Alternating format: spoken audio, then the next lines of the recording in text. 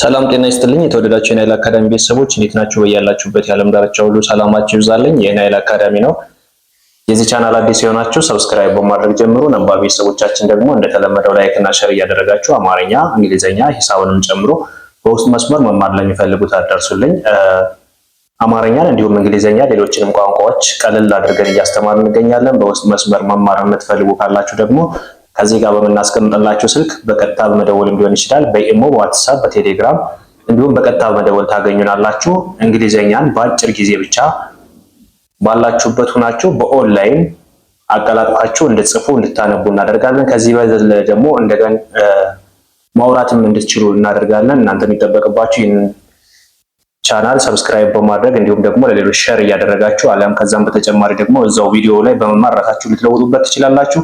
ነገር ግን ልዩ ገዛ የምትፈልጉ ካላችሁና በውስጥ ተምራችሁ ራሳችሁን መለወጥ የምትፈልጉ ማንበብ መጻፍ እየተቸገራችሁ ያላችሁ ነገ አንብቤ ጽፌ ሌላ ደረጃ ላይ ደርሳለሁ ትልቅ ደረጃ ብላችሁ ህልም ያላችሁ ሁሉ በውስጥ መስመር ከሰኞ እስከ ዓርብ እያስተማርን እንገኛለን። ቀለል ባለ ሁኔታ በሳምንት ለ5 ቀን በቀን ለ1 ሰዓት ያክል በቀንም በማታውም ፕሮግራም ልዩ ገዛ እየሰጠን ነው የምንገኘው።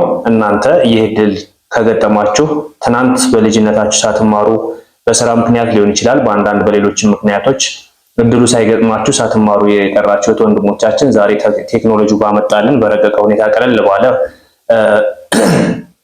የመማር የማስተማር ሂደት ላይ ነው የምንገኘው። እናንተ ደግሞ ይህንን ቻናል በመቀላቀል በውስጥ መስመር ስትማሩ ልዩ ገዛ ይሰጣችኋል። በአጭር ጊዜ ትጽፋላችሁ፣ ታነባላችሁ፣ ማንኛውንም የምትፈልጉትን ነገር እስከ ማውራት ድረስ ትደርሳላችሁ ማለት ነው።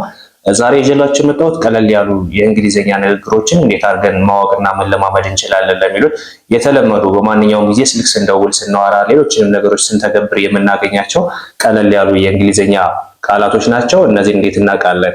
ይህንን ቪዲዮ እንደደረሳችሁ እናንተ አንብባችሁ ማንበብ የምትችሉ አንብባችሁ ማንበብ ማትችሉ ደግሞ እኛ ጋር ከመጀመሪያው ጀምራችሁ እስከ መጨረሻው በመከታተል እያንዳንዷን እንዴት እንደምናነባት እንዴት እንደምትጻፍ በማየት እነዚህን ጽፋችሁ ማስታወሻችሁ ላይ አስቀምጡ። ከዛ በተጨማሪ ደግሞ ቴሌግራም ግሩፕ አለ። ግሩፑ ላይ አስቀምጡልኝ። እያንዳንዱን የጻፋችሁትን ነገር እኔ እያረምኩ እያስተካከልኩ የምልክላችሁ ነው የሚሆነው። ከዚህ በተጨማሪ ቅዳሜና እሑድ በቴሌግራም ግሩፕ ላይ ከ5 ሰዓት እስከ 6 ሰዓት ማታ እያስተማርን ነው የምንገኘው። ማንኛውም ልዩ ገዛ የሚፈልግ ቅዳሜና እሑድን ብቻ ተጠቅሞ መማር ይችላል። አሁን ቀጥታ ወደ ትምህርቱ እንሂድ። ከዚህ ጋር እንደምታዩት በጥቁር ከለር የተጻፉ የእንግሊዘኛ ቃላቶች ናቸው። እዚህ ጋር በአረንጓዴ የተጻፉት ደግሞ የአማርኛዎች ወይም ፍቻቸው ነው ማለት ነው። ስለዚህ እዚህ ጋር ምንድነው የሚለው CALL ይላል አይደለ? ይሄ ማለት ኮል ማለት ነው። አንዳንዴ ሲ እንደ ሰም ትነበባለች፣ አንዳንዴ ደግሞ እንደ ከ ትነበባለች። ስለዚህ እዚህ ጋር የምትነበበው እንደማን ነው? እንደ ከ ሲ ከ። ስለዚህ CA ሲሆን ማንኛው ነው ካም ይሆናል። ኖርማል በአማርኛው ሲሄድ ካ ነው የሚሆነው፣ ግን ወደ እንግሊዘኛው ቀይረን ስናነበው እዚህ ጋር ምንድነው የሚሆነው? ኮል ኤል ዳብል አለ ኮል ብለን እናነባለን። ከዚህ ጋር ሚ ነው አይደል የሚለው ME ማለት ሚ ማለት ነው። ኮል ሚ ፕሊስ ስንል እዚህ ጋር ምንድነው የምንለው? PLEASE ምንድነው የሚለው? ፕሊስ ኮል ሚ ፕሊስ። እባክህ ልትደውልልኝ ትችላለህ ወይም እባክህ ደውልልኝ ማለት ነው። ኮል ሚ ፕሊስ ካለ ደውልልኝ፣ እባክህ ደውልልኝ። ይሄ ምንድነው? በፖላይትሊ ነው እየገለጽ ነው ያለን። አንድ ነገር እንዲደረግልን የምንፈልገው ነገር በፖላይትሊ ሲሆን ሁሉም ነገር ያምራል። ስለዚህ እዚህ ጋር ምንድነው የሚለው? ኮል ሚ ፕሊስ ማለት እባክህ ደውልልኝ ማለት ነው። ኮል ሚ ፕሊስ እባክሽ ደውልልኝ ኦር እባክህ ደውልልኝ ካለ በፖላይትሊ የተመረጡ ፖላይት ቃላቶች ናቸው እነዚህ። ስለዚህ እንደዛ አድርገን ሰውን የምንፈልገውን ነገር ብንጠይቀው ይበልጥ በደረቁ ከምንናገረውና በፖላይት ከምንናገረው ያሉ አፕሮች በፖላይት ስንናገር ነው። ስለዚህ ልክ በእንደነዚህ አይነት ቃላቶች መግለጽ እንችላለን ማለት ነው። the next give me a call give ሲል ምንድነው የሚሆነው? GIVE ካልነ give ብለን እናነበዋለን። give me ስንል ደግሞ ME ማለት ነው። a call ደውልልኝ። አሁን እዚህ ጋር ልዩነቱን እዩት። give me a call እና call me please የሚለው ምን ያህል ልዩነት እንዳለው እዩት። አንድን ሰው ዝም ብለን በደረቁ call me ከምንለውና ማለት give me a call ከምንለውና call me please የምንለው ልዩነቱ ምን ያህል እንዳለው አስቡት። ወደ አማርኛው ስንሄድ ደውልልኝ እባክህ። ይሄ የፖላይት ቃላት ያለበትና ደውልልኝ ብትሉት በደረቁ የትኛውን ነው ሰው ሊመርጠው የሚችለው የሚለውን እናንተ ማወቅ አለባችሁ። አብዛኛውን ሰው በፖላይት ገልጻችሁ እባክህ ደውልልኝ ስትሉት እንጂ ደውልልኝ ስትሉት ለምን ፈልገው ይሆን ብሎ የሆነ የራሱን እንትን ሊወስድ ስለሚችል ማንኛውንም ነገር ብንናገራቸውም በፖላይት ሲሆን ተመራጭ ይሆናሉ ማለት ነው። as the next I will will ካልና will ማለታችን ነው። I will can ያው ቀደም እዚህ ጋር ብያቸዋለሁ እንደ ከ ወይም ኤስ ከተላት እንደ አት ነበባለች። ስለዚህ ሲኤ ካልነ ኤን ሲኤኤን ካልነ ካን ብለን እናነባዋለን። አንዳንዴ ደግሞ ኮ ብሎም ሊመጣ ይችላል ማለት ነው። ስለዚህ እዚህ ጋር ካን ማለት ሲኤኤን ይሆናል። ዩ ስንል ደግሞ ዋይ ኦ ዩ ይሆናል። ስለዚህ ዩ I will can you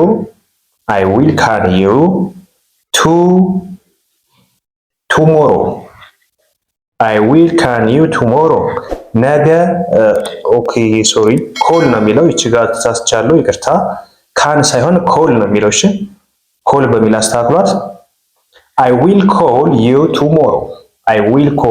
tomorrow ማለት ነገ እደውልልሃለሁ ዊል ማለት ፊውቸር እንደሚገልጽ ለነገ ለሚሆን ነገር ነው የሚገልጸው። አብዛኛውን ጊዜ ዊል የሚመጣ ከሆነ የምናገኘው ምንድነው ለነገ ወይም ከዛ በኋላ ወደፊት ለሚመጣ ነገሮች ነው ማለት ነው። ስለዚህ I will call you tomorrow ማለት ነገ እደውልልሃለሁ I will call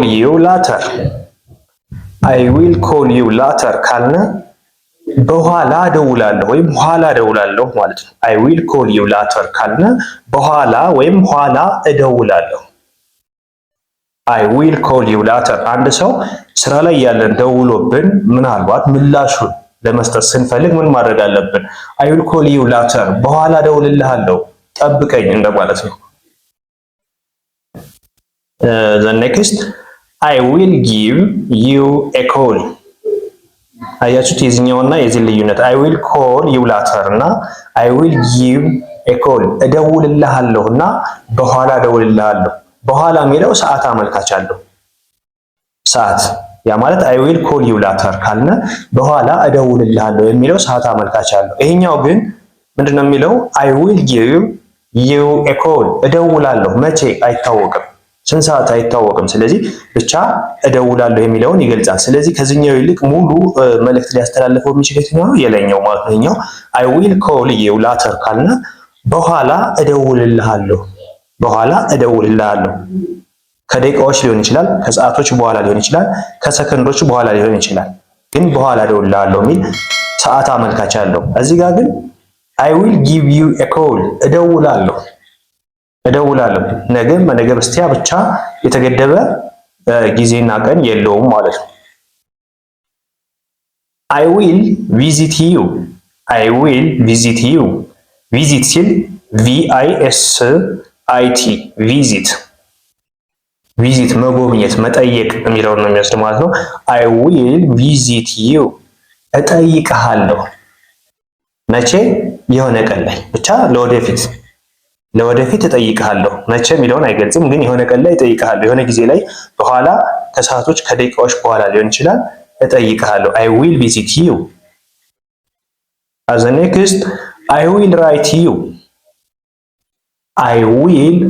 you እጽፍልሃለሁ ወይም እጽፍልሻለሁ በኋላ ነገ ከነገ በስቲያ ብቻ ፊውቸር ፕላን እቅድ ነው። እንደዚህ ላደርግልህ እችላለሁ ወይም አደርግልሃለሁ ማለት ፊውቸር ፕላን ነው። ስለዚህ I will write you ካልነ እጽፍልሻለሁ ኦር እጽፍልሃለሁ ማለት ነው። ከዛ let's keep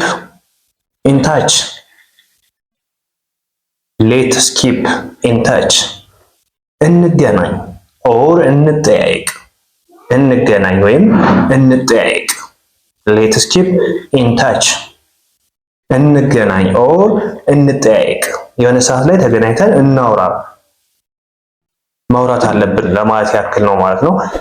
ቤተሰብ ዛሬ ያየናቸው የእንግሊዘኛ ቀላልና በጣም የተለመዱ ሁሌም የምንሰማቸው ማንኛውም ሰው ሲያወራ እንዲሁም ደግሞ ሶሻል ሚዲያው ላይም ሊሆን ይችላል በማንኛውም ሰዓት የምናወራቸውና የምናዳምጣቸው ቀለል ያሉ የእንግሊዘኛ ቃላቶች ናቸው። እንደነዚህ አይነት ቃላቶችን ከዚህ በተጨማሪ ደግሞ እንዲለቀቅላችሁ የምትፈልጉ ልጆች ካላችሁ ኮመንት ሴክሽኑ ላይ አሳውቁን፣ ይሰራልን የሚል ነገር አሳውቁን። ከዚህ በላይ ደግሞ ሌሎችን እንድንሰራ ማበረታቻ ይሆነናል ማለት ነው። ስለዚህ ከዚህ በተጨማሪ ደግሞ እንግሊዘኛን ከመሰረቱ ገና ጀማሪዎች ከሆናችሁ ከዚህ በፊት የተለቀቁ አጫጭር ቪዲዮዎች ስላሉ እነሱን ወደ ኋላ መለስ ብላችሁ እያንዳንዱን ከፊደላት ጀምሮ እስከ ወርድ፣ ሴንቴንስ ሌሎችንም አጠቃሉ የያዘ ቪዲዮ ስላለ እነሱን መለስ ብላችሁ ማየት ትችላላችሁ። ከዛ በተጨማሪ ደግሞ በውስጥ መስመር ልዩ ገዛ የምትፈልጉና በሳምንት 5 ቀን መማር የምትችሉ ልጆች ካላችሁ በውስጥ አናግሩን፣ በቀጥታ ደውሉልን። እንዲሁም በኢሞ፣ በዋትስአፕ፣ በቴሌግራም ታገኙናላችሁ። እያንዳንዱን ቀለል ባለ ሁኔታ በሳምንት 5 ቀን ከሰኞ እስከ ዓርብ ባሉ የስራ ቀናቶች ብቻ እያስተማርን እንገኛለን። ቀለል ባለ ሁኔታ ነው ትምህርቱ እየተሰጠ የሚገኘው። በተሻሉ መምህራን ትምህርቱ እየተሰጠ ነው የሚገኘው። ብዙ ልጆች ተለውጠውበታል። እናንተም የዚህ እድል ተካፋይ ትሆኑ ዘንድ ካለማንበብ ወደ ማንበብ እንዲሁም ከጨለማ ወደ ብርሃን ትመጡ ዘንድ ይህን ቪዲዮ ሰብስክራይብ በማድረግ ለሌሎችም ሸር እያደረጋችሁ አዳርሱልኝ። አብራችሁኝ ስለነበራችሁ ከልብ አመሰግናለሁ። በሌላ ክላስ ከምንገናኝ ደግሞ እናንተ የዘወትር ድጋፋችሁ ሸር እና ላይክ ማድረጋችሁን አትርሱ። ቸርን